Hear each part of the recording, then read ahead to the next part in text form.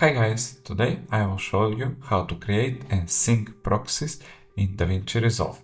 For this purpose we are going to use the Blackmagic proxy generator, and this will speed up your process. So let's see how this is working.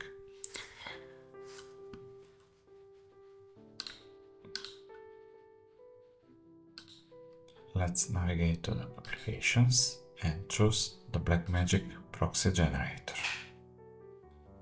We can close this one, and from here we need to choose our location. So this is the original. First of all, we need to select our folder, and it's already here. And second, we need to choose the proxy format. We have 264 half resolution from 1080, we have 264 1080 HD, we have 265 again HD, and we have ProRes. For purpose of this demonstration, I will choose 264 1080. Once you select your folder and your proxy, you just need to click Start, and the Blackmagic proxy generator will convert them. This is the progress bar over here.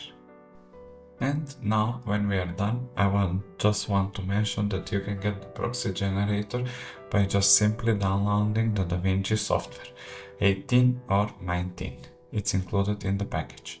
So let's check our original, and here are the proxies.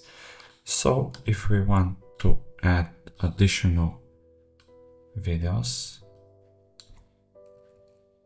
to our original file, the proxy generator will keep watching and scanning for those files, and since when it will detect them, it will convert them to proxy. But if you want to trigger manually, you can just do stop and start again.